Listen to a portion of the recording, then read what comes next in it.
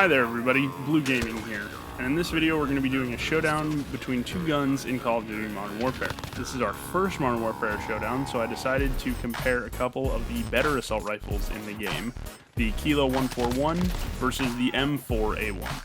I do have separate videos on both of these guns that are much more in depth, but this video is more just to help you decide which gun you may want to use or see is better if you're torn between the two. To start off, let's look at the base stats of each gun, the nerdy stuff. I did get all my stats from Mutant Media and their vast giant Google spreadsheet. I'll leave a link in the description.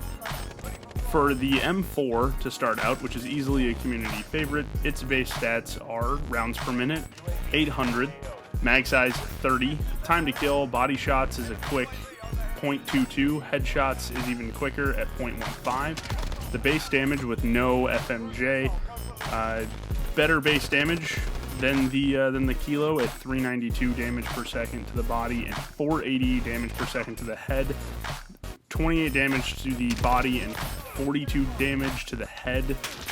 This stat also carries over into Warzone as well.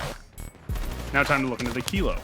The Kilo 141 shoots at a rounds per minute of 750, same mag size at 30 rounds in the mag.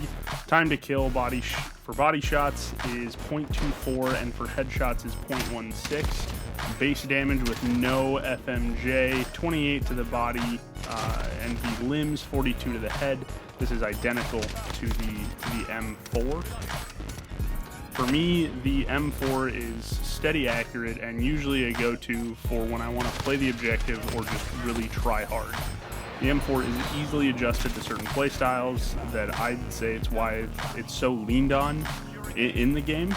With a rate of fire of 800 rounds a minute, it makes the M4 controllable as well as deadly on the battlefield, even at mid-range, but you may even get into some trouble. I've gotten some decent long shots by tap firing, but outside mid-range and even longer ranges, if you're into a firefight, you may see a damage drop-off as well as an accuracy drop-off, I'd say outside 40 meters.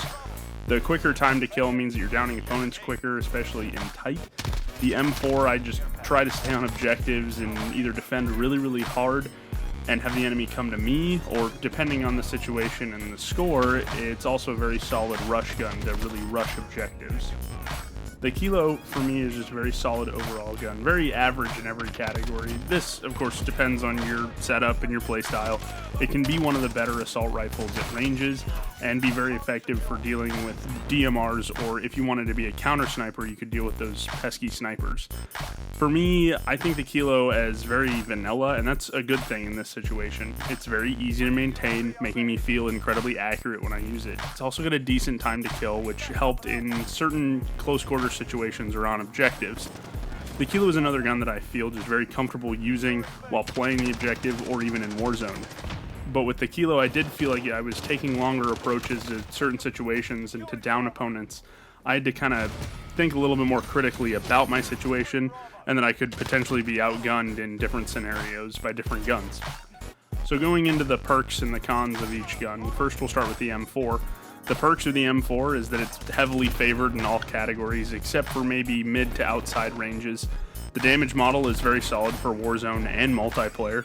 It's heavily modified in the game to fit a multitude of playstyles, which can assist you in different situations.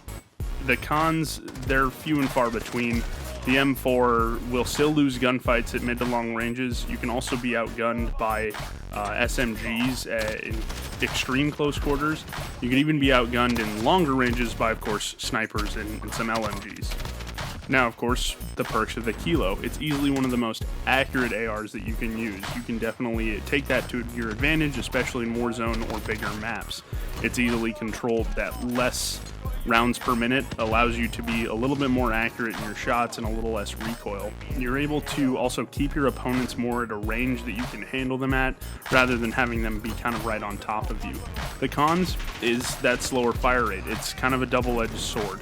Your time to kill is a little slower, but it's not too terrible. Having to be situationally aware due to the slower fire rate can kind of get you into a bit of a headache. Not nearly as modifiable as the M4 to fit certain aggressive playstyles. you're just going to have to think a little bit more when using the Kilo. Now, what they both do well, they're both very good at tap firing. This identical damage model is the reason for this. So at longer ranges, if you tap fire, you're going to be successful and a little bit more accurate. Both are awesome for playing objectives. In domination, I really love both of these guns and their setups, as you see from the footage. Both are very easy to pick up and run with too. You don't have to do a whole lot of modification if you don't want to. They're pretty much ready to go. And both are so incredibly accurate. It's like firing laser beams. Even full auto, they're ready to go.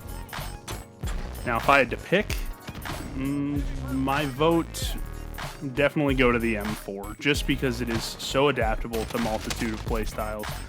And it's accurate, it's got a higher damage output.